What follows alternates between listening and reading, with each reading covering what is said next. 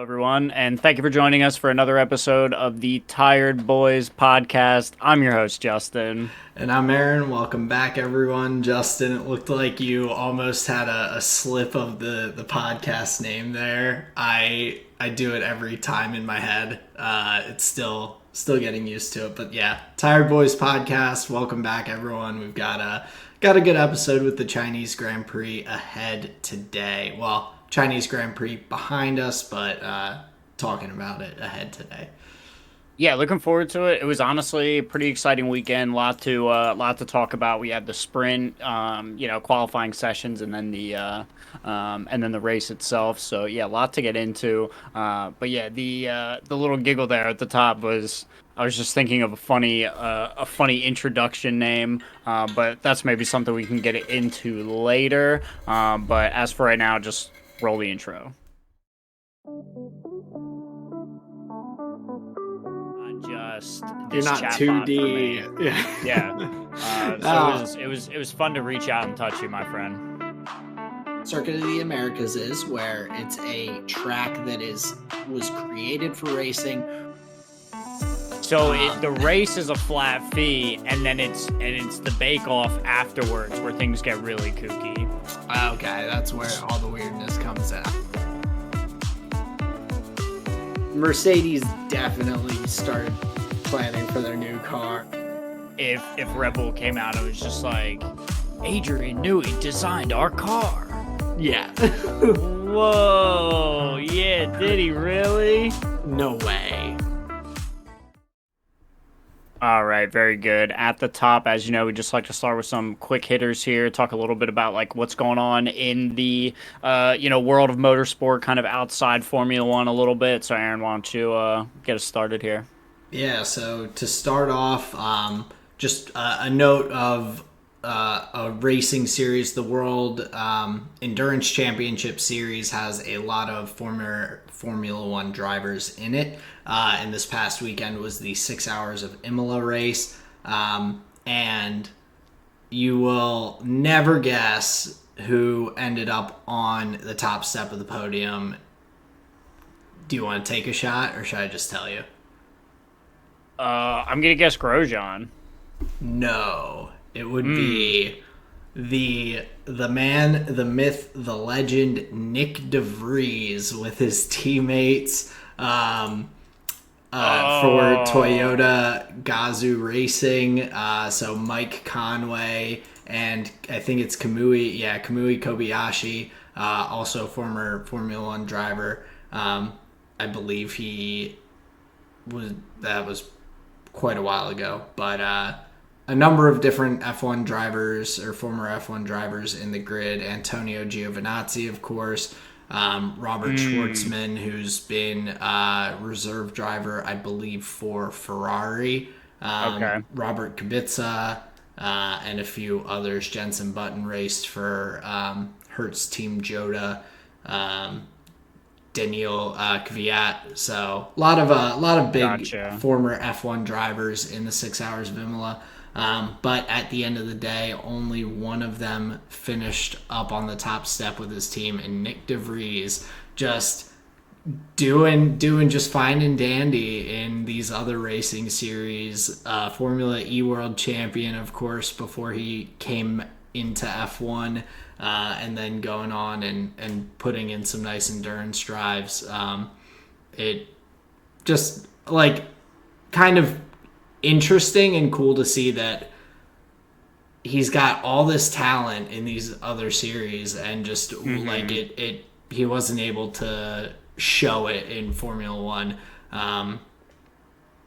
when he had the opportunity. Yeah, it kind of really makes me reconsider how, harsh or critical you want to be of, let's say like the bottom five drivers on any given weekend. You get the sense that these are very tough cars to drive, even in the elite of drivers. There are individuals who like struggle to get a handle on their car weekend in and weekend out. So sometimes I think we kind of take it for granted how easy some of these drivers make it look. when they're in the car, and just how they use the term a lot this weekend for Max, where like he just had it on rails, and they make it look very easy. But yeah, you wonder like, well, they are just tough cars to drive, but Nick it seems to be doing fine, in these other series that test other skills, I guess. But yeah, he's not a name that I would have guessed. I kind of panicked on the Grosjean. I know he's racing IndyCar. No, that's fine. I put you on the spot there. But I would have never guessed it when I saw it on the results page and everything. I was like, wait, what? I was like, same guy? Yep, same guy. Same guy. So yeah, congrats to him. Props for putting in a good weekend there at the 6 hours of Imola. Endurance racing is interesting. It's not. It's kind of like watching a marathon. I feel like compared to watching like track and field. Like there's just a lot of nothing for decent portions of it, I guess. But enough cars on the track to kind of always have something to look at. But Yeah, the type of attention that you're paying is different in some way. The storytelling is a bit different than like the real like acute um what would you say, acute excitement. It's more like longitudinal in some way, where you're like, who has the long game, who's putting it all together over the course of time. yeah, So yeah, you get these like just little different peaks style. with like driver changes and pit stops and whatnot. But yeah, definitely interesting. So I didn't watch it. I saw highlights and everything. So Of that's course. part of how I missed, of course, Nick being on top of the podium. But to move along to the next quick hitter, you mentioned IndyCar with Roman Grosjean, but Zach Brown, there was an article that came out, and Zach Brown has been kind of brought in and enlisted from Penske Entertainment's CEO, Mark Miles, which I think is a pretty decent name for someone involved in racing, Miles. Mark Miles. But has enlisted Zach Brown in kind of developing IndyCar's marketing efforts and everything. So the article I was looking at was from racer.com, but also just in some interviews and some other little things I saw, Zach Brown is kind of in looking at like the marketing and all, and kind of trying to determine what changes could be made within IndyCar to possibly increase the popularity, viewership, whatnot of the series.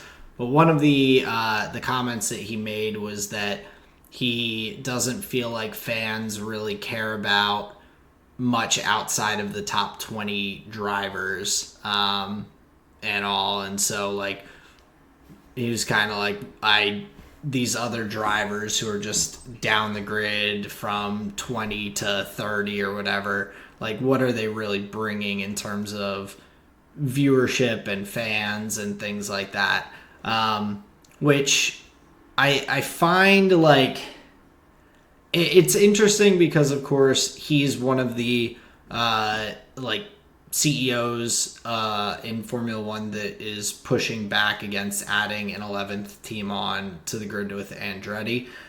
So it's interesting, of course, like him sharing a similar thought when it comes to his thoughts on IndyCar and how to potentially like grow the brand, isolate a smaller number of drivers that will maybe bring more excitement or more hype to the series, and kind of cut out the extras. But I feel like that's one of the great things about IndyCar, especially with the fact that they have some of these oval track races and things like that, the Indy 500 on these really massive tracks that can accommodate the cars relatively easily to have more than 20 cars. I feel like that's kind of, it's the opposite of, or not the opposite, it's just not the first thing I feel like I would think of when it comes to IndyCar and trying to improve the marketing efforts.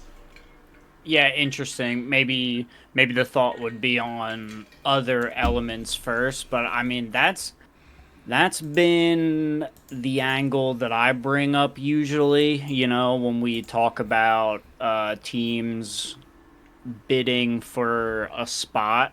I mean, that's always the angle that I bring up is like what what's the difference between driver 21 and 28? Like is there a worthwhile difference there if the point system is only rewarding like the top 10 drivers? That's 20 people that are just like, wow, that was fun, I guess. Yeah, So it's definitely an angle to consider, and it is a, what would you say about it? It's a large sword approach, right? Where you're just like, you know what we're gonna do? We're gonna trim fucking, what is it, 10 drivers off like a whole bunch of teams. That's like a big change in how the thing would be. So that's like a radical approach type take from Zach Brown. I I it's interesting.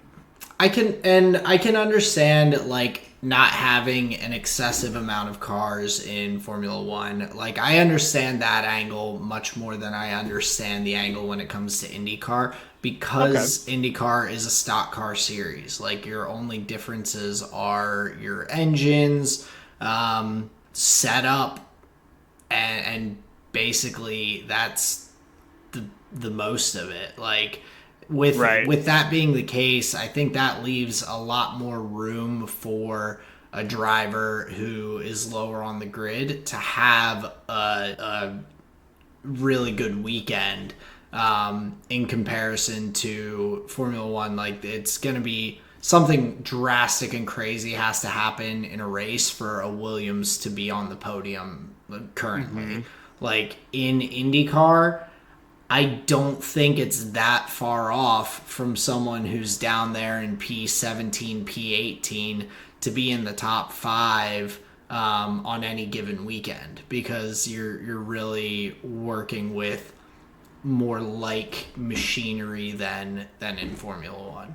So I think having a larger grid allows opportunities for drivers who maybe like haven't proven themselves in a racing series to actually get a shot to show that in a competitive racing series. Where if you limit it, we're gonna kind of start just seeing. I feel like at that point you'll have new racing series kind of almost forced to pop up because all of a sudden you'll have all of these like good quality drivers who are above the level of Formula 2 or anything else just having nowhere to go.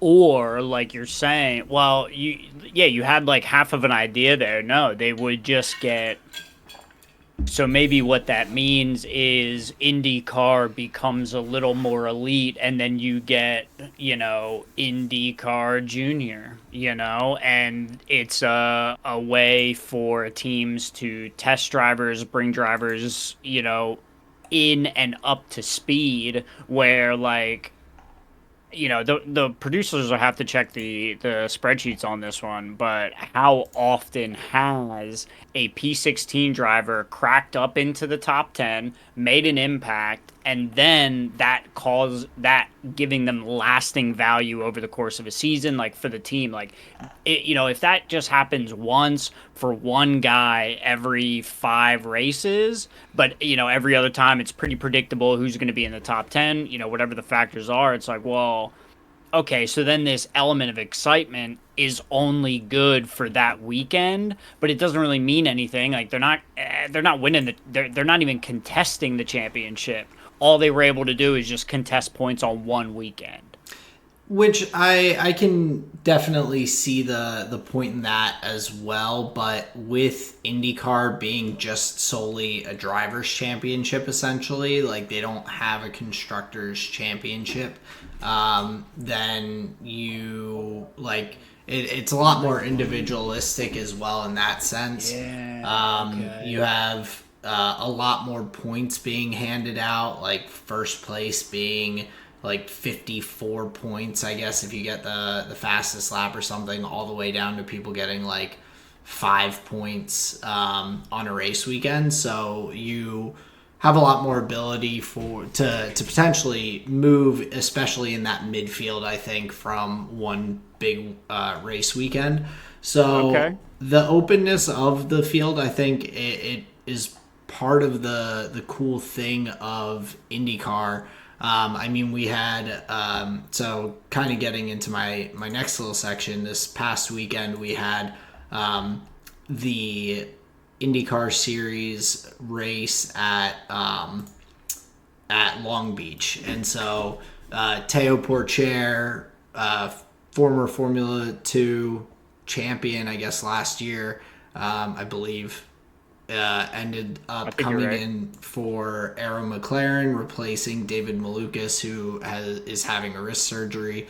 He's going to come in and have a race this coming weekend in that position as well, while Malukas is recovering. But he came in and had a really solid race. He finished P11 out of 27 drivers on the grid, having not driven an IndyCar really at all until this weekend, coming in qualifying sessions and whatnot being very important for him to just get a feel for the car. They were Mm-hmm. talking about a couple of the highlights and things I saw for him were talking about just making him having to make sure he's having clean laps, not crashing out, having any issues like that, because he just needed every second in the car he could get before the race and everything. So a nice weekend for him, and just coming in out of nowhere, beating guys that have been around IndyCar for a while, like Renus VK, Graham Rahal, Christian Lundgaard has been doing pretty well, as well as a younger driver and everything. So a number of drivers that he ended up ahead of that you wouldn't necessarily expect a rookie to come in and do. So nice weekend for him. Well, it's actually always very interesting for me after, these step-ins, fill-ins, reserve driver, taking the seat for a little bit. It always makes me laugh how quick people are to be like, "Oh, is like the seat his now? Like is he just a better option? Like, oh, like look how good he did. Like, I mean, he's as good as these other guys. Like, do we just get the other guy out of here? Like, what was his name again?" It's just very funny how like keen on like the young fresh talent is when they get the opportunity to like get a drive here or there, just because the opportunities are like very few and far between. Most of these guys have like impeccable health records, they're not like calling off, right? They're not like taking days out.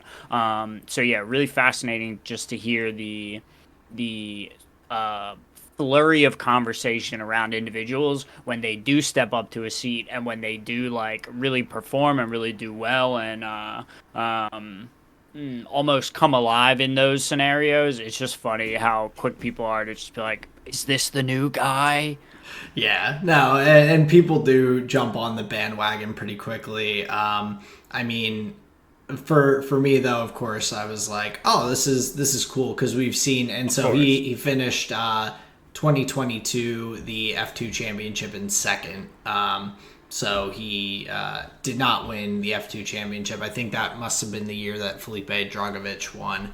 Um, Mm, but looking at a guy like Felipe, like he's just having to race in another series, just kind of in the wings of F1. And so Teo Porcher in a similar position and all. IndyCar is a great opportunity to kind of show what you're made of a little bit out on the circuit, and could be a good landing spot if there are positions open and everything.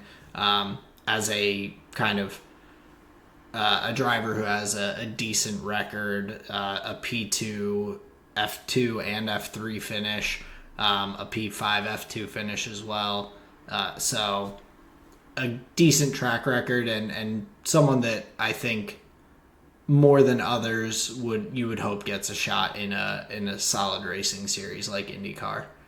Oh yeah, of course. But hey, I mean, if they're being open with these tests and given having reserve drivers slot in, I know wrist surgeries are being had. I may throw my hat in the ring, Aaron. I've got a quick hitter here for you. So Okay. they open up a new F1 arcade in the Boston Seaport area, Yep. and they've got a whole bunch of simulators there. They've got like weird membership rewards programs, so you can get in there. You can just start getting on the simulators, improving your times, getting that time attack down, and maybe you'll be the next one having the call up and say, hey, you Yeah, gotta get just in here, our boys. Gran Turismo style, just sliding in there. That's what I'm saying. That's what I'm saying. Sometimes the dream happens. I don't have the neck strength, I don't think, to handle an F1 car.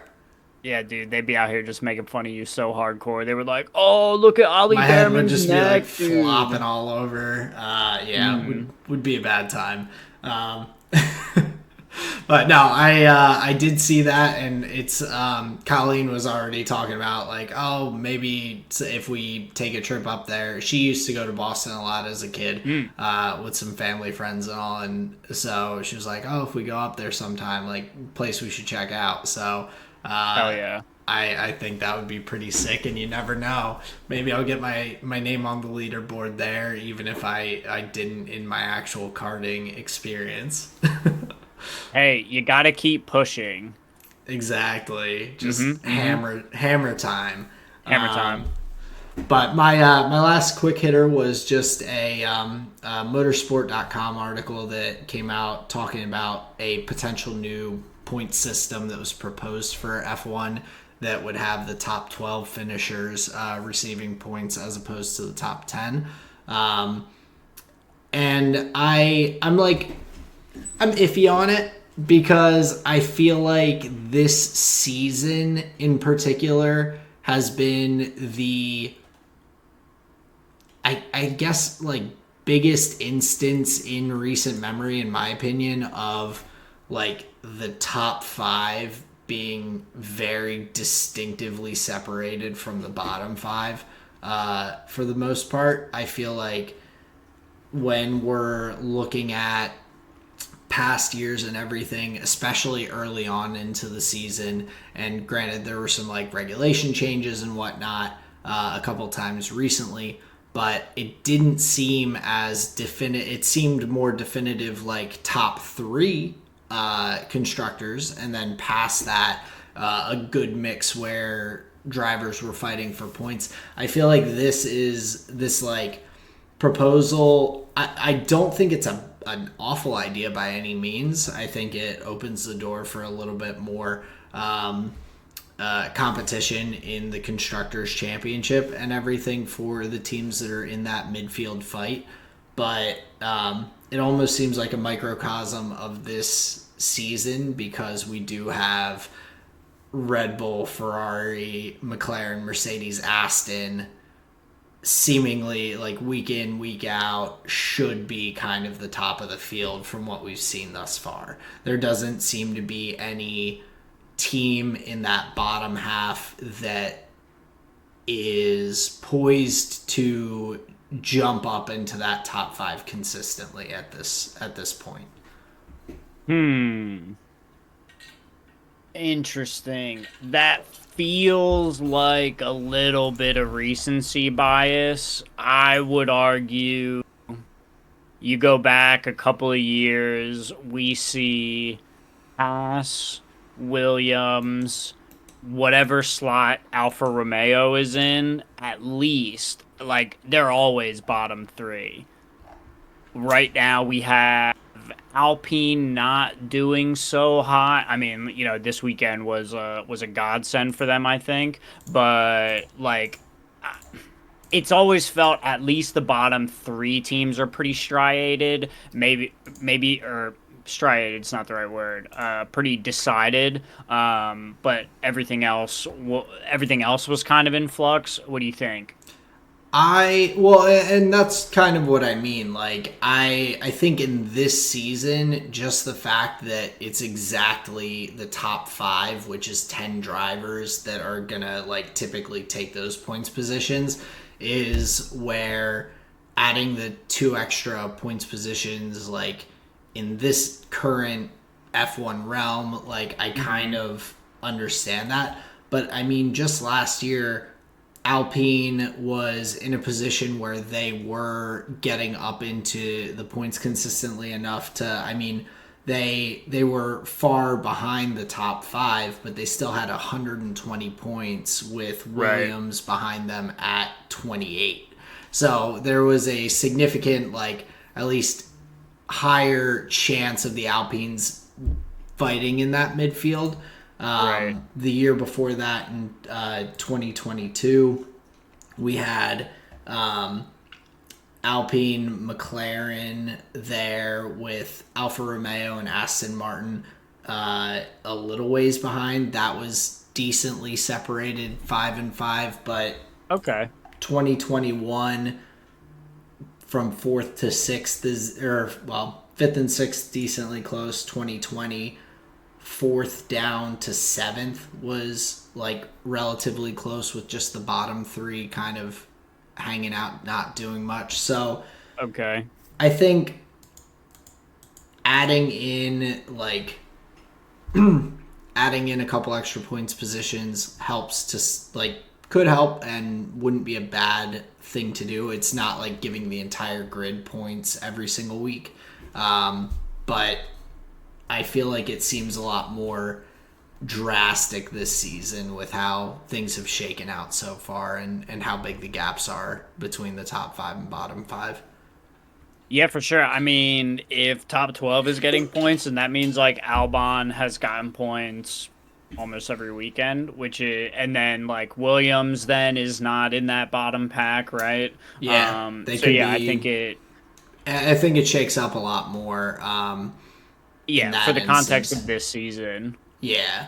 But I think, like I said, I think overall it's not a bad idea in general. But I think in this season it seems like almost like necessary, because you're like, well, otherwise it's just going to be the top five teams because they're just cruising and doing great.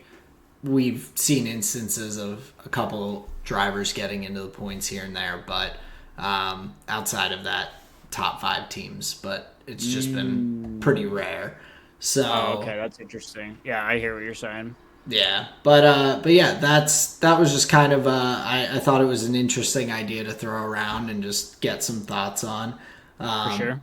But before we get into the race review for the Chinese Grand Prix, we just wanted to do a quick pause, little promotional break commercial. But just as a reminder, if you are enjoying the podcast, make sure you like and subscribe. We are trying to hit a 100 subscriber goal by the end of the year.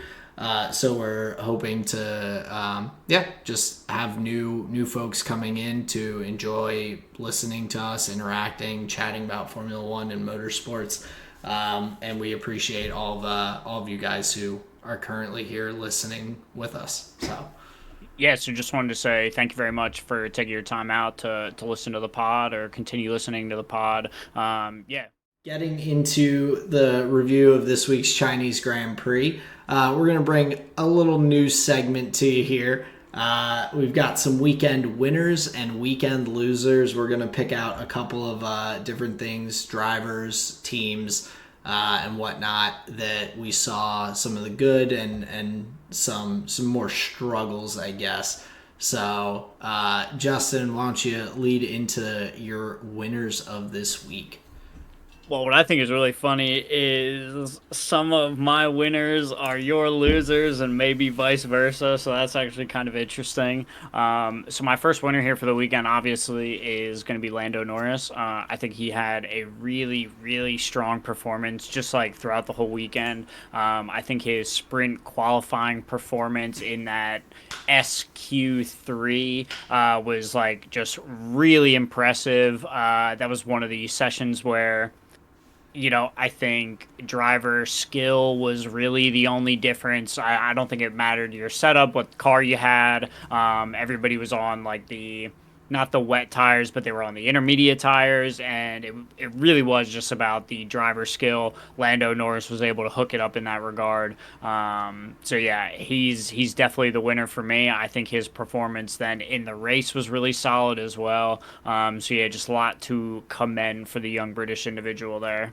Nice. Yeah. And one of my winners as well was just McLaren in terms of their pace and especially Lando's performance.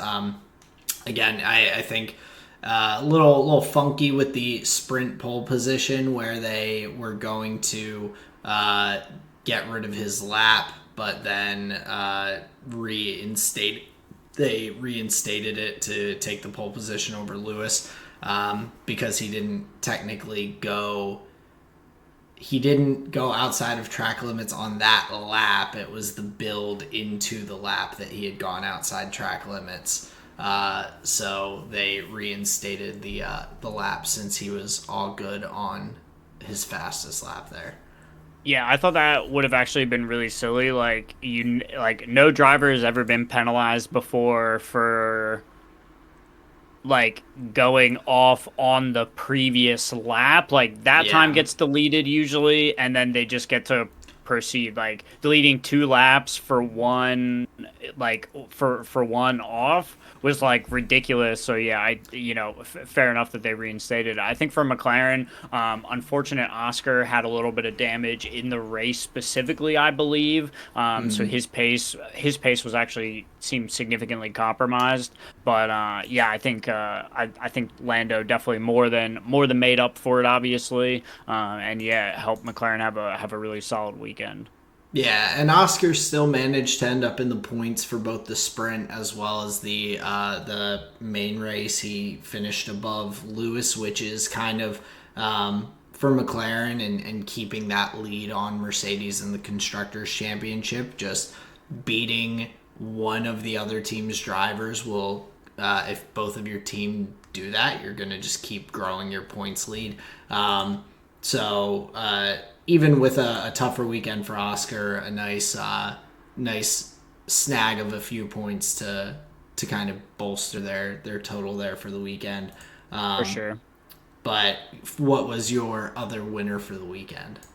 My other winner for the weekend was Lewis Hamilton, actually. I thought he was quite impressive, especially on a weekend where, I mean, it could have went like not great on Sunday, especially considering his qualifying position. Again, I think he was another driver that really impressed on that Friday's session, which would have been the sprint qualifying, I guess. In the wet, I think his experience really shined through in that regard. That was a session even like Max wasn't able to get the most out of his time. So I think Lewis was really impressive in that regard. And then, he's able to convert that into them points in the sprint itself. So I thought that was really solid because a lot of times, you could get the qualifying position and then just kind of sink back. Did not happen. He was able to secure points, and then awful qualifying session out in Q1 for Lewis, which is just rather unheard of. And so then he salvages that P18 and gets like within I think he was 20 seconds off George by the end of the race. So it's like that's mighty. That is mighty. I know, P9 is not that great. We're commending like a rescue basically. But I think it was really strong and really impressive. And I wonder how many other drivers could have that same qualifying position and like make gains.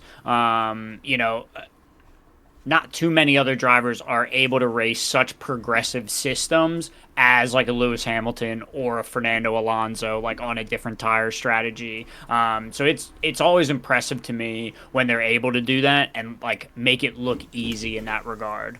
Yeah, and I mean, I'll have some notes on Mercedes shortly, Well, we'll just but go no, ahead I because mean, that was well, your yeah. loser So of the weekend, my correct? yeah, one of my losers of the weekend was Mercedes. It wasn't a massive loss on the weekend, but just looking at it, I mean, Lewis, and I'll give it to him. Lewis in the sprint and the sprint quali and the sprint race. I mean, he put his skill on display in the wet conditions to get the P2, and then was able to really hang on to the position throughout the sprint race and everything.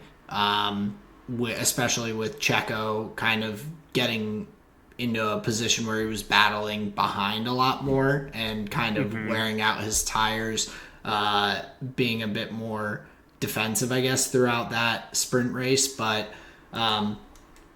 big props to him there. On the other hand, though, George not making it to Q3 in the sprint qualifying, so out starting P11. Really not a position he should be in. And I know you said driver skill kind of coming out in the wet conditions, but I just kind of expect George to still perform in those instances because he is as experienced of a driver as he is.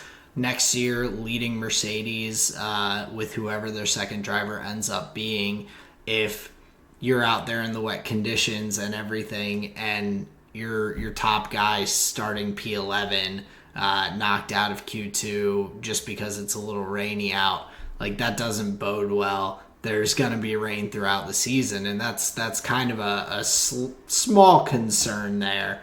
But able to pick up 1 point in the sprint race. But then looking at Lewis really for the race. Granted, he did move up. I feel like a little bit of that was in part to the I think he was one of the benefiters of the safety cars and everything in terms of pit stops. So that, of course, bunches up the field, gives more opportunities to overtake on those restarts and everything. So Sure. moving up from that P18, the safety cars, I think, helped him out a little bit in the weekend moving up and getting into the points. But it just is, it blows my mind that Mercedes comes in, they do what they do in the sprint quali with Lewis. They finish P2 in the sprint race and everything, ready to roll. Lewis is like, oh yeah, talking after the sprint race. He's like, yeah, we're going to take this data. We're going to make a lot of changes to the car. I wasn't really happy with the feel of it and everything, and makes all these changes in between sprint race and race quali and goes P18. Like that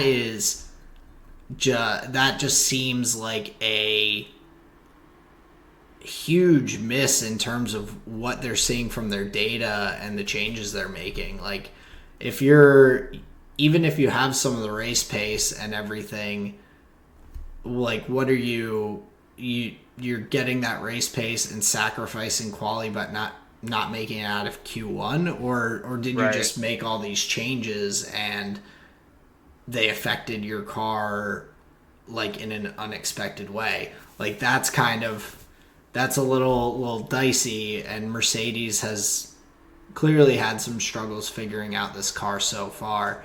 I just don't think that bodes well in terms of kind of looking forward for them at the moment. Sure, I would argue for Lewis, you could I would argue that might be his fatal flaw is like questioning his own setup decisions. Where I mean, how many times to you have I said like, oh yeah, based on what I heard, like Lewis was going with like kind of like the off setup, like a more experimental one. Like that was always my angle to, be like just like try and find something good to talk about. So in some ways, like yeah, it is a little bit of like Lewis fever in the sense of I think he does it a good bit. And I hear you. I think part of your point with Lewis, you're saying like, well, no, he should just be up there already at P9, if not even like a little higher. Right. Like I Right. think he should not I be hear you. starting below that position really. I hear And you. from there, like whatever happens in the race, but particularly like I really some of the guys just got fortunate with the timing of the safety car, getting shorter Sure. pit stops, whatnot. And so Let me give you this though. yeah. Let me give you this though. So there's an angle to it where so we agree that rescue drive from Lewis was like it was necessary. It was like compulsory to get them back to like where they should be, right? Right. I would argue that that is and this is why like I see it as a win. I believe there is significant value to an individual who can get the necessary thing done when it is compulsory, when things haven't gone right and they're able to like really salvage a scenario. And I commend that more than say like, yeah, well, like I don't think they should be there. Their other performances say like, yeah, no, I just think there's a lot of strength in him being able to get that necessary result, in which I agree with you. P9 should be no Herculean feat for this car and this team, but it is continually Right. weekend in and weekend out, and he's continuing to have to do these, seemingly heroic things where it's like, yeah, but if you just wouldn't mess with the setup, like you'd be fine probably. So, Yeah. believe me, I'm with you 100% Well, of the way. and I think like in for myself with looking at them in my side as losers on the weekend, I think due to some of those decisions and everything, that's where they end up slipping further behind McLaren here in the Constructors' Championship, even bagging points in both sprint race and the main race with both drivers. You end up going like losing 9 points essentially in the battle to McLaren. Who is now stretching their lead at 96 points to 52 at this point, which is getting pretty steep relatively quickly. And that, of course, I think Mercedes just need, if they're going to compete with McLaren for that third position in the constructors, they really need to hang with them at this point in time while they're figuring things out. Like you can't say we're doing this all for the car to be great 5 races from now if that means that in 5 races from now you have no shot of catching McLaren in the championship. Sure. So yeah, like starting P18, getting back into the points and everything is great, but if he started P9 and then comes in and finishes up in P8, P7 ahead of Oscar, then he and George maybe lose 2 points to McLaren on the weekend instead of 9. Sure. Hey, believe me, I see your angle of it too. It's yeah, I hear what you're saying. Yeah. But to touch on my other winner real quick, and you said we had a couple of things flip flop, but I have a feeling this might be. I enjoyed having Nico Rosberg on the broadcast just as a whole. I liked his insight. He was definitely a little bit rougher than we've seen with some of the everyday broadcasters and commentators that we have, Martin Brundle and all in particular. But I think that broadcast experience is not something that you can really gain without doing it. So him having the opportunity this race, and I think Martin Brundle said that there were going to be like 5 race weekends this year or something like that he was not going to be on the broadcast, prioritizing like personal life and family and everything. So I assume that Nico Rosberg will slide into that position in those weekends, filling in. And so I think that's a good opportunity for him to continue to gain that experience on a kind of smaller basis. And I think by the time we get later in the season, some of those like rough just like cuts and things in between statements and all will smooth out a little bit more as he becomes more comfortable. I also just find it funny that he was just so like contradictory to everything Crofty had to say. Crofty is like, it's cloudy out, and Nico's like, nah, it's sunny with a few clouds. It's like, that's what cloudy is, my guy. Like, it means that there's some clouds in the sky.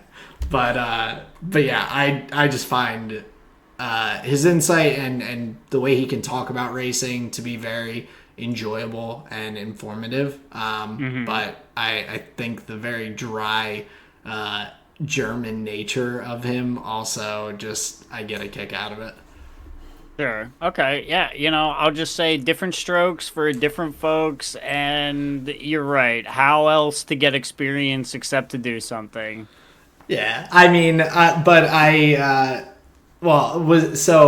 first off, was that one of your losers for the week? It's part of my losers for the weekend. So why don't you go ahead and hop in from there? So during I believe it was qualifying session when Max was on his, on one of his push laps, this is the moment where the play-by-play caster, the expert, is supposed to hop in. The color caster, fades out. He no longer says anything. This is when the play-by-play is supposed to take you through the lap, tell you what the driver is like looking for, what they're attempting, turn in and turn out. And I would argue that Martin Brundle does a really, really fine job at the like play-by-play, moment-to-moment action of taking you through a lap that a driver is doing. Even Jolyon Palmer is very good at this. Nico Rosberg on Max Verstappen's qualifying push lap, the driver that everybody is looking for, it took him till turn 7 before he actively began talking about the lap that Max was doing. His content was just, it was dry is a good term for it, but it just felt boring. It felt behind the punch a little bit. It felt almost irrelevant in the moment in some way, which like was a conflict for me, because it's like, well, he should be the expert. Why does it sound like he's never done this before? So that was a glaring, I think, moment just like in the qualifying overall. From like him specifically, I'll be honest, I listened to Alex Jakes and Jolyon Palmer just because he was on the broadcast. I was like, I can't listen to this shenanigans. But my other thing about the broadcast was the post-race interviews. This guy gets shellacked by these drivers. Like, and I'll be honest, he deserved it. He really deserved it. He comes in with these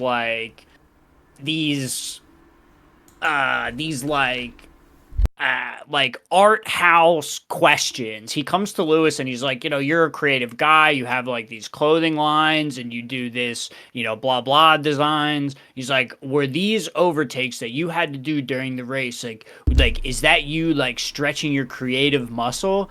And you can see Lewis's brain just shut off. And he goes, No, honestly, like this was just pretty textbook stuff. Like that, it wasn't creative really at all. Just guy gets shut down. All right, next driver, Lando Norris. He's like, oh, like, do you feel like you guys are like really building towards something? And Lando, like, do you feel like you're just building to? And Lando immediately is just like, no, no, we're not like building towards anything. Like we have success, we're gaining success. We know, blah blah blah blah. This guy is just getting shut down over and over. I'm just like, man, just ask, just like good, just ask good questions. Don't make them hate you. Ask just oh man. So a bunch of broadcasting L's in my opinion for the Chinese Grand Prix. Okay, yeah, and that's fair. I understand why they're trying to get like different answers, but the like you just have to ask questions in a different way, not ask weird questions. Like instead Yeah. of instead of like doing that, like, oh, Lewis, how does this compare? How did this feel compared to 2019 where you won the race here in Shanghai, or I think you won in 2019, and be like, how does the car feel differently? Do you feel like there were any like anything that was missing, or like, well, I don't know. You can get different answers by asking different questions, and like you can get no answer by asking a bad question. There And are that's bad effectively questions no matter what your elementary school teacher told you. There are bad questions. I There, agree. like one be asking a lady if they're pregnant or not. Bad question. Don't ask it. Some of these questions are that. Don't ask it. Hey, you're preaching to the choir, man. I was curled up in a ball, like cringing so hard. It was tough. But all right, I want to be done tirading. Talk to me about your second loser for the weekend. Yeah, so I could get into this a lot, but just a brutal, not of their own doing, brutal weekend for RB, the V carb.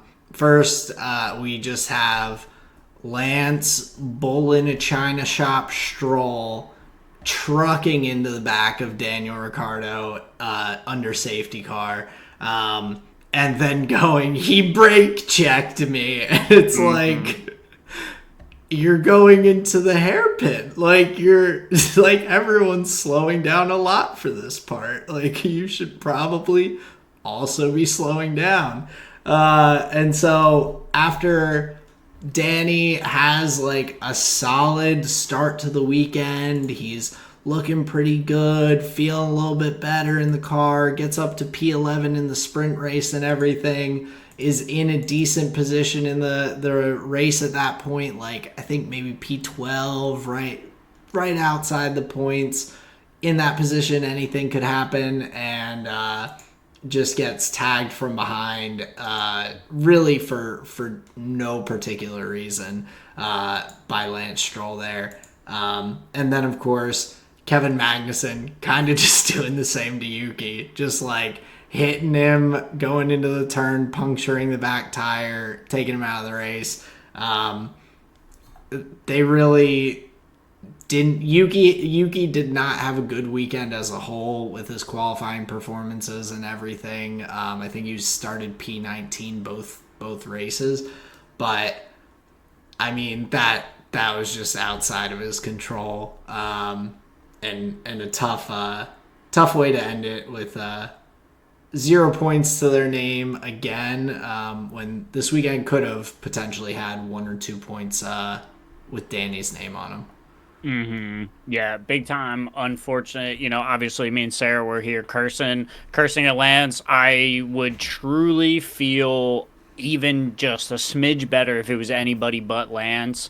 But the fact that it's like just one of these, I'll say, repeat offenders. Yeah, it's just like, come on, man, come on. Like, it's just frustrating. Like when is and that just brings me to like seats that aren't confirmed for next year and everything. Like, for one, Ricardo, like, he's having the best weekend. He outqualifies Yuki. He hadn't done that like so far this season. He's doing well in the race and everything, and then just gets knocked out. Like, these like he's just losing opportunities left and right to prove himself after a tough start to the season and everything. Going out, having Alex Albon in his blind spot at the Japanese Grand Prix and losing out. I mean, he's got to finish a race if the team's gonna be like we're gonna keep this guy. So it's brutal for him. Right. But on Lance's side, where does the buck stop, Lawrence Stroll? Like, where does your son need to move to Formula E or something? Like, what has to happen for that seat to open up? Because I mean, right now, Lance is qualifying P15 in the sprint race, finishing P14, while Alonso Alonso didn't finish the sprint race, but is top 3 in qualifying for the sprint. We have Alonso going up, starting P3 in the race as well.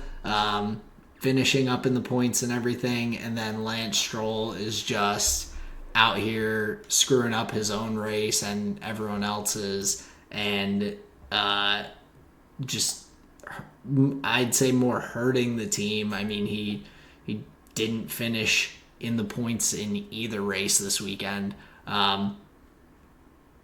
If Aston Martin's going to compete, they need a better driver at this point. I feel like that's the only way to say it. And so, just a bummer. And Danny I enjoyed and felt bad for Danny watching his interviews afterwards when he's like, he said, what? Where's that guy? Mm-hmm. Where's it? I'll give him a piece of my mind right now. I just I like the fire. I'm glad that he's still he's got that competitive edge to be like, whoa, and just ready to go. I think he knows that his weekend could have turned out a lot better. Yeah, and he's clearly a guy that's hungry for success and not happy with just mediocrity in any regard. Clearly, so yeah, I agree. He's a guy that's still hungry for more, and unfortunate.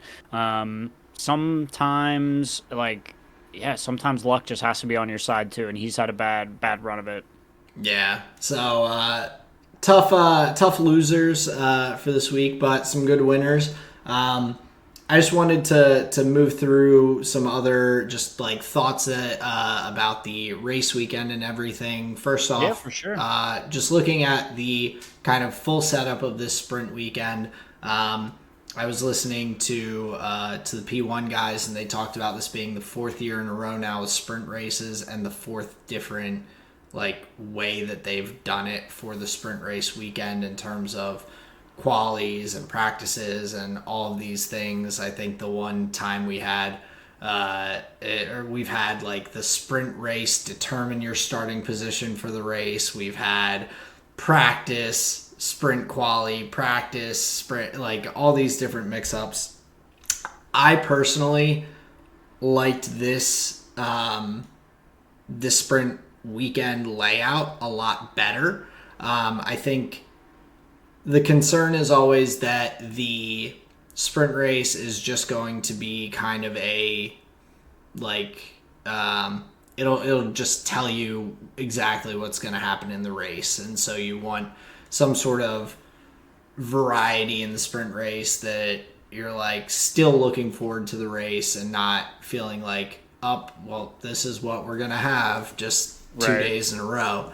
But I think the addition of doing the sprint section separately and breaking that park firm in between the sprint race and the qualifying, so teams can make changes, good or bad, for their car and their setup and everything. I think that added a lot more intrigue into it. I mean, if it was to be honest, if it just kept park firm through into the quali and everything, like I said, Lewis probably would have started a lot higher up in the actual race.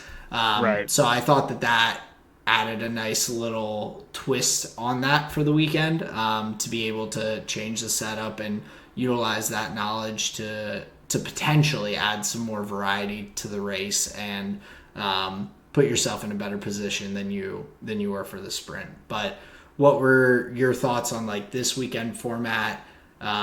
Do you feel like it was better or worse? Don't remember.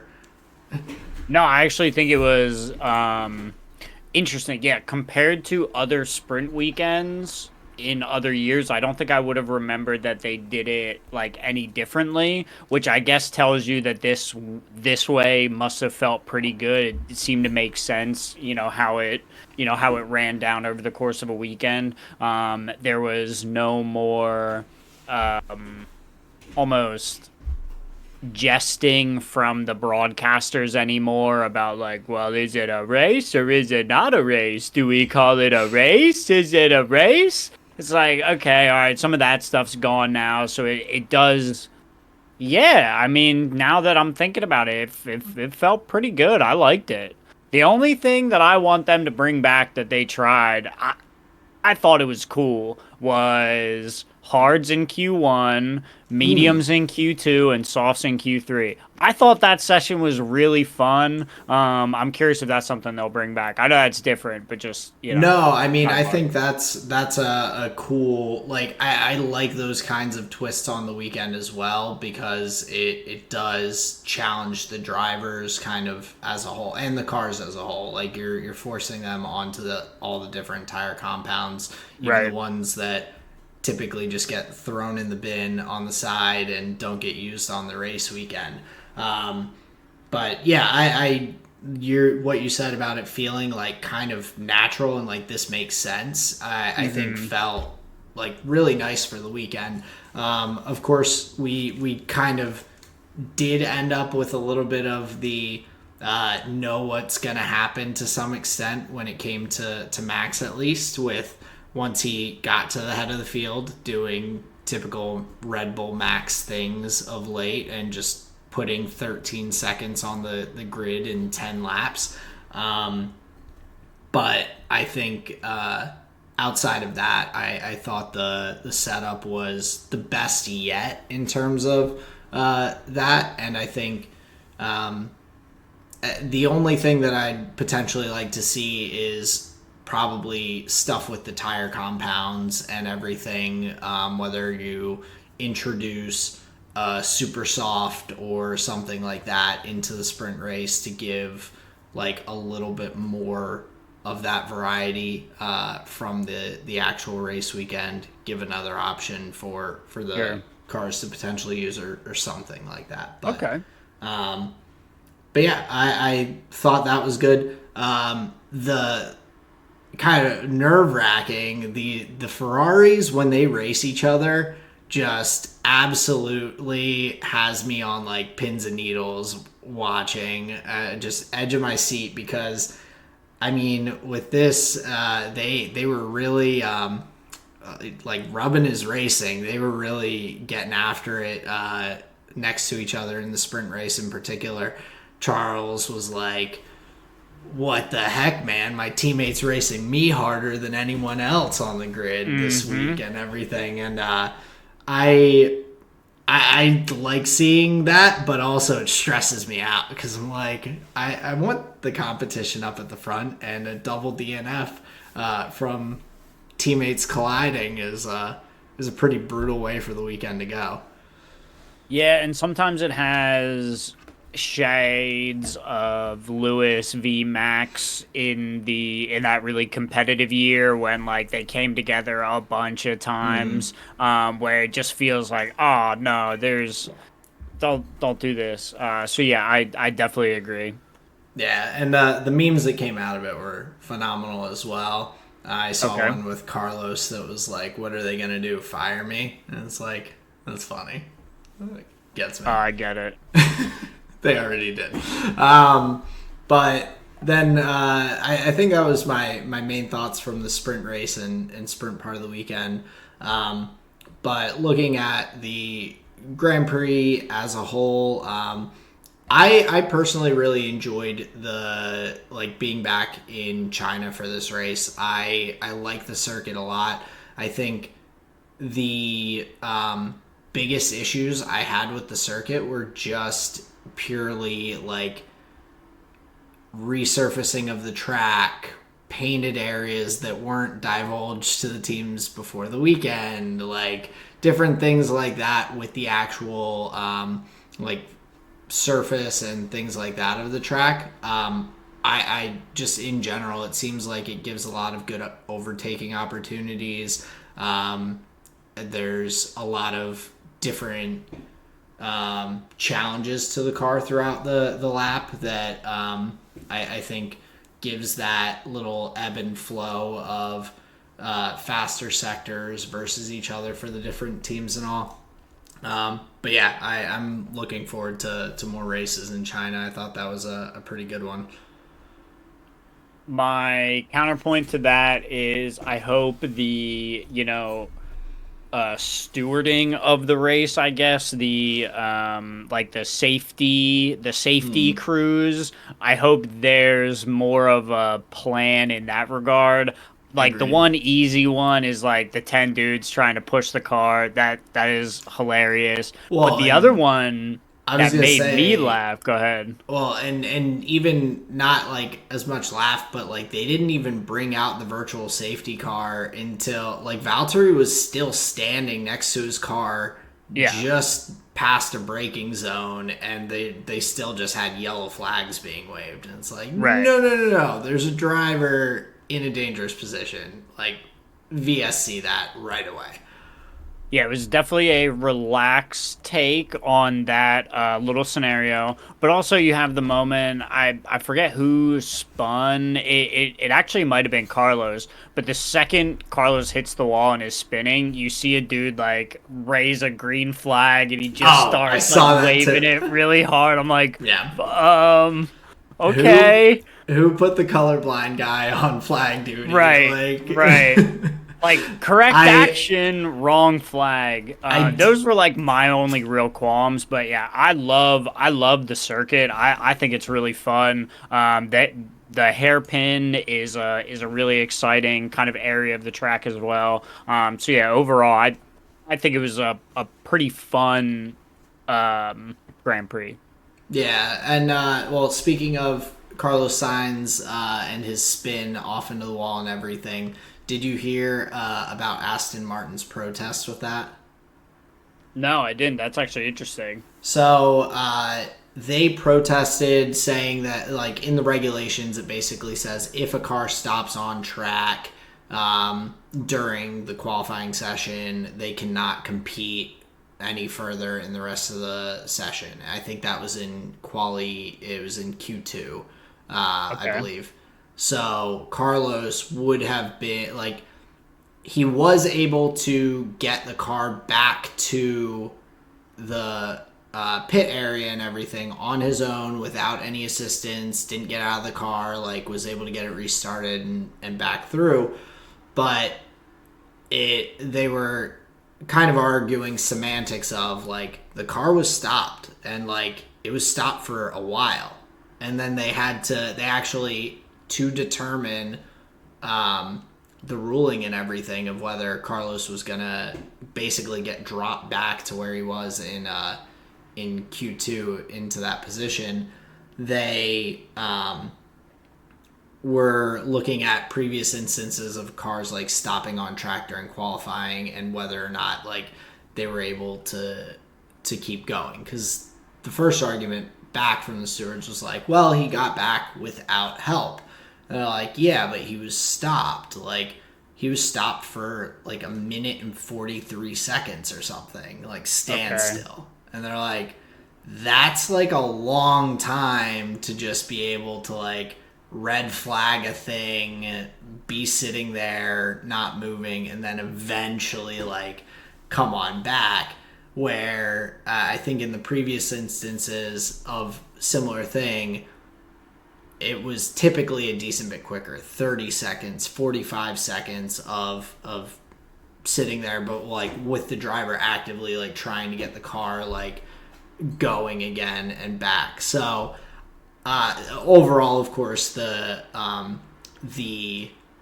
protest was denied, and they said no, like this is like we have a precedent of cars continuing on after stopping during a qualifying session and being allowed to continue, so that precedent kind of overruled the incident, and in those instances had not been protested. So Right. maybe if the first time it happened someone had protested it, this could be a very different story. But due to that and the previous instances and everything, giving that that precedent for the ruling, Sainz was of course allowed to keep his position and all.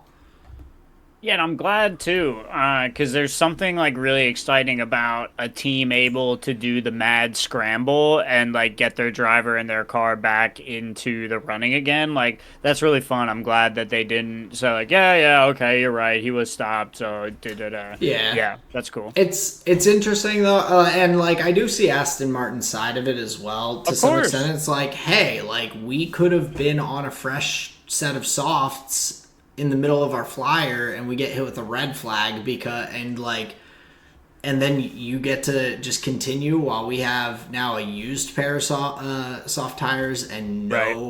no hot lap. So I can definitely understand that reason to bring the protests and everything, but agreed. I mean, I think it's exciting to see the teams get the cars together quickly, get the driver back out, checking everything, making sure there's no damage that's serious enough, because we've seen plenty of instances of drivers not quite making it. I think Joe earlier this season had the one qualifying where they were trying to get his car out, finally get it out right at the with a minute and a half left in Q1, and he didn't make it around to start his hot lap in time, Yep. and just ends up not putting a time on the board. So sometimes it does bite you in those instances. This time it didn't. So Yeah, and definitely makes for a little bit of excitement, to see are can other elements of the team come online when you need it. Like that's kind of exciting. yeah, definitely, and that's like the component of it being a team sport. It's not just the Yep. pit stops Yep. and driving and all. Um, but yeah, just to touch on a couple other things, we had talked ahead of the weekend about some of the upgrades, changes to cars and everything. Williams survived the weekend without damaging a chassis, so they're getting their new chassis in for Miami. They had said, so they'll be hopefully in a better position to kind of try and push, be competitive and all going forward. With the Alpines, we had Ocon getting the upgrade versus Gasly. I actually, I mean, it seemed like it definitely helped a decent bit with the Alpines. I think they had just a better weekend overall. But still, even with Ocon getting the upgrades and everything, it wasn't a huge difference between where he and Pierre finished. So maybe on other circuits, the gains might not be quite as big with those upgrades. Hmm. Time will tell whether they're paying off. But the final one with Haas bringing in an upgrade, awesome for them having Nico in the Hmm. points again. He's really just I'm happy he's back in F1. We're of course talking about it a couple of years ago when Red Bull dropped Alex Albon. Hulkenberg's name got brought up in that conversation before Checo was brought in. He had been, after leaving F1 and everything, he had been kind of that top driver filling in for drives during the COVID years and everything when people were sick. But I mean, I think he's really shown in terms of his competitiveness or competition versus Magnussen that he is the better driver in that instance the majority of the time. But Yeah. also now putting in, I think that's his fourth points finish this year so far, or third or Okay. fourth. So just a really nice Nice year for him so far, and I was impressed with Haas putting the car in the points again. Really did not anticipate that at the start of the season. No, definitely not. But yeah, definitely impressive weekend in that regard. Somebody who I would have said is just like a role player driver, like a short term option to fill in until you pick up your franchise driver or whatever it is. Yeah, he's somebody that's strung a couple of really solid performances together, and seems like a value added driver for the team now.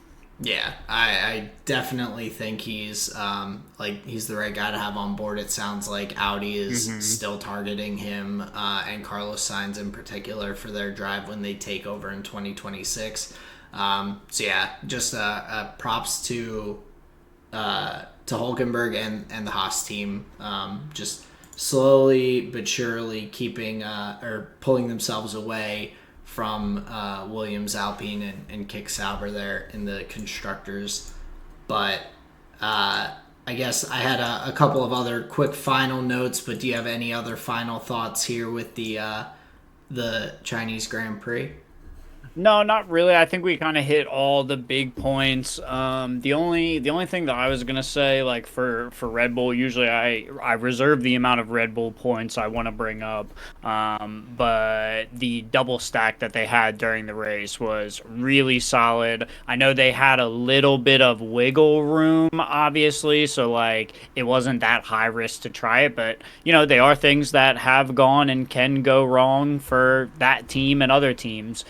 So yeah, to see that pulled off is another one of those like, oh, sick. Like their pick team is fucking awesome too. So Yeah. that was fun to see.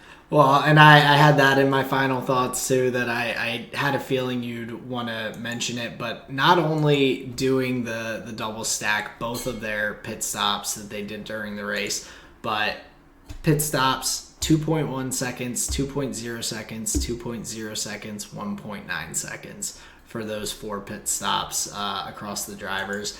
That's just unbelievable. The video that I saw of the like double stack from above is sick. If you haven't seen it, I'll send it to you. Hmm. So very cool. The other quick things, Alonso with his sick drift through the gravel. Love to see it. I can't believe he saved that car. That Yeah, was almost so bad. Um, and then just with Zhou for the weekend, I thought it was really cool how they highlighted him and kind of gave him all the proper celebrations and everything. Being the first Chinese driver to race at the Chinese Grand Prix and everything. I think he's the first Chinese driver in Formula One, but I'm not 100% on that. But like having after the race his own little, there's like the P1, P2, P3, and then Joe like little spot to stop the car. Seeing him get out and just be like so emotional about the fans and the support and hmm, everything. It was just cool to see. I Um, agree. but yeah, and then I'll leave you with two Max facts before we hit the cool down lap. My favorite facts.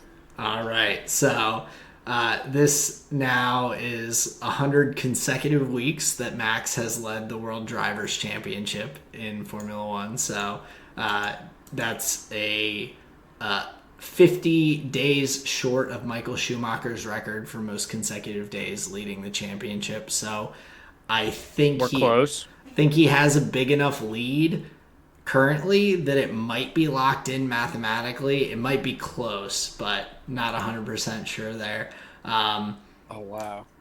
Max with this pole position being Red Bull's 100th pole position. China was where they had their first and 100th. I think you may have said that to me at some point, but I saw that as well for their Okay. pole positions. So kind of cool. 15 years later, Chinese Grand Prix first and 100th. A cool milestone for Red Bull. But back to Max himself. Since the last Chinese Grand Prix in 2019, Max has won 50% of all F1 races since then. So that's your Max facts of the day. That is dominant and quite impressive. And just a wild stat. Anytime I see these stats, it's not like I'm glad I root for the guy that's doing that, of course, but at the same time, it's just kind of mind-boggling. Like that's it's not a typical level of dominance that we're seeing. It's just nutty. He's superhuman, dude. I don't know about that. I think he just lives and breathes racing is just the vibe. He just loves it. So, but yeah, I digress. I can take us into the cool down lap here with the flavor of the week. Let's hear it. But I'll start off with my food. Colleen and I this weekend, in preparation for the wedding and everything, got to do our cake tasting. So we went to the baker, like that.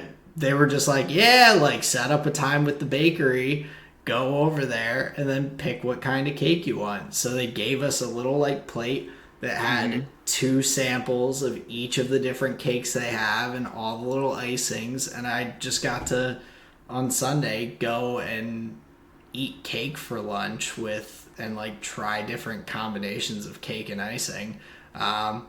Is it traditional cake that you went for your wedding cake? Part of it will be, so it'll be, Damn. well, I mean, there's only so much you can do with wedding cake, and the options were like, it was like birthday cake with all the like colors in it, and like the icings were like salted caramel or cookies and cream or like all these funky ones. So part of the cake will be just a standard vanilla cake, buttercream frosting. The other part will be a little more flavorful, so there'll be some options for people. Fascinating. But yeah, it was just fun to go eat cake for free. I mean, I know it's not really free because we're paying for it for the wedding, but it felt like it was free. Nice. That's really exciting.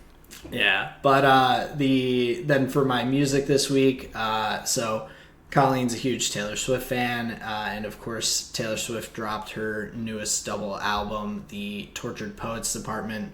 I went out of my way to be a good partner, and I listened to a lot of it just on my own, like I would with like any Kendrick album or whatever, just like straight through, song to song.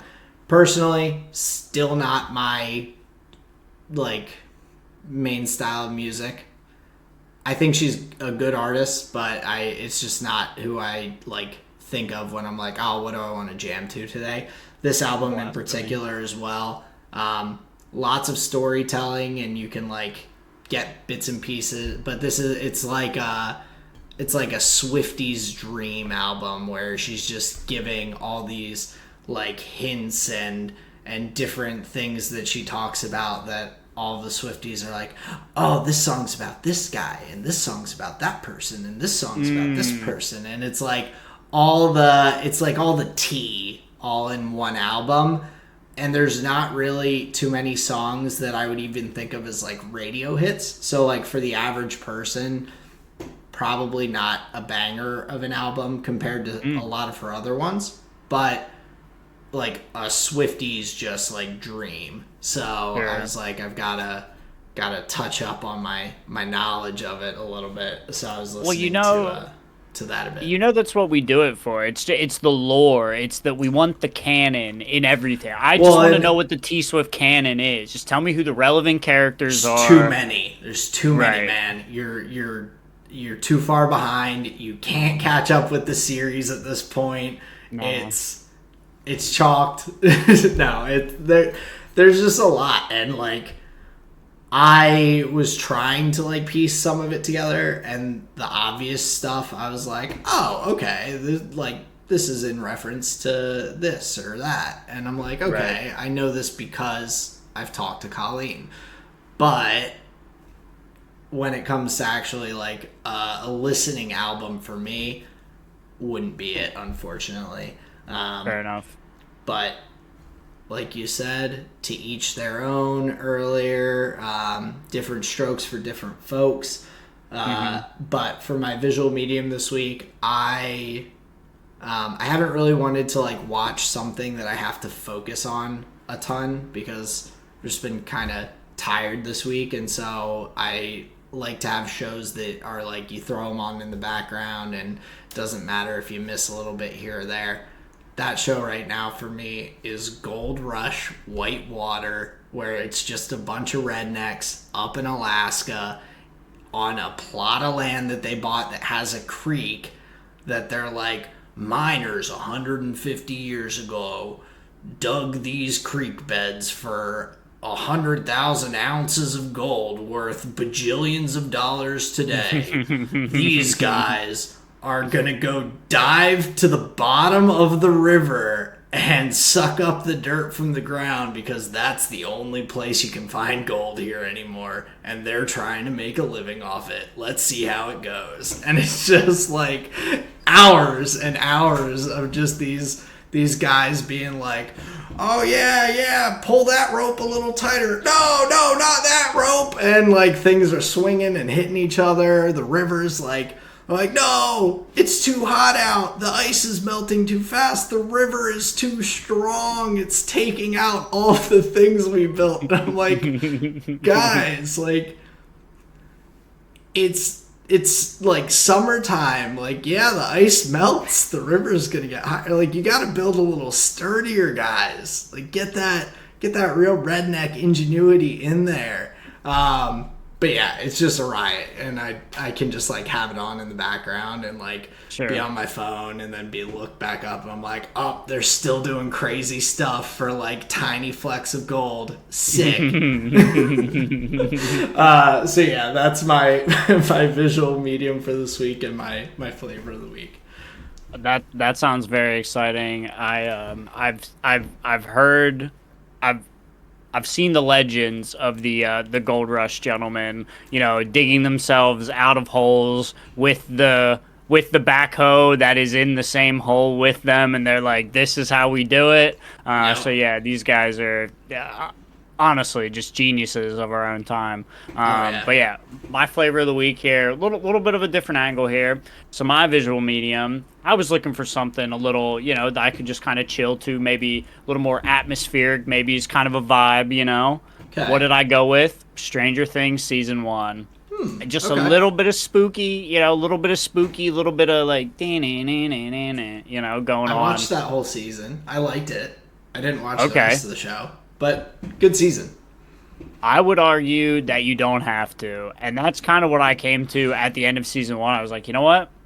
I'm good. I'm done. I'm not pushing forward. I was like, that was good enough for me. So that's where I stopped. My music here for the week is less about the music that was playing, but more about the thing that the music was playing on. So Sarah lost the remote to the TV. What that helps us figure out, though, is that the sound bar is like Bluetooth. You can just like play your phone through it. Okay. We're Neanderthals. We didn't think about that when we bought it. We're just like, TV, make sound, plug in, right? Okay. So through losing the remote, you get the Samsung app, and now you can turn on the TV with your phone, but you realize like, oh, I could just play music with my phone through the little soundbar that we have. So I've been jamming in the afternoons. I'm just like dancing around and just like, this is great. I'm a total Neanderthal. The simple things really make me happy. And then my food here for the week. All right, so I'm an addict at heart, and I have a big problem with snacking. Okay. It's like boredom snacking / late night snacking / like I've got a show on snacking. Yeah. And I graze hardcore. So it's like I don't want to just like finish one thing, because then the other person that's in the house, they don't get to experience any of that thing. I just like went through the whole thing. So then what I do is I just do like a little sample platter of everything, right? I love it. Yeah, so just I'm a wretched human being once the sun goes down. So to curb this, I was like, let me just get a never-ending bag of just one thing that can just be mine. So I figured out Fruit Loops are really good. Just dry Fruit Loops, pour them into a container. They do. It feels like it's never ending, and I'm always done snacking before the tub runs out, right? Where previously, most of the time, the bag's gonna run out before I'm done snacking. Oh yeah. No, Yeah. that's me and like salted in shell peanuts. I love the whole act of like I feel like the act of like having to open them like slows me down from just like powering through 800. Okay. But also like similar thing, it's not something that Colleen really eats, so I have no problem just like yeah, diving through a bunch of those. Yeah. So that has helped significantly. I found I'm like late night grazing way less, but then when I am, I'm feeling way better about the choice. Both like emotionally, I just feel better about the choice, and then in the morning, I physically feel better about the choice. You know, you get like the stomach rumbles, and you're just like, oh. So yeah, Yeah, I'm a big late night snacker, so I feel you on that. But no, that's awesome that you found the key to success when it comes to snacking for you. for sure. But of course, ladies and gentlemen, with the end of the cool down lap, that brings us to the end of this week's episode. Thank you guys so much for taking the time to listen with us. We always appreciate it and enjoy putting out episodes. Yeah, just wanted to say thank you for taking the time to listen to the episode. We really appreciate you. Next episode is going to be after the Miami Grand Prix, so tune back in after that. But till then, hope you're well. Peace out, everyone. See you later, guys.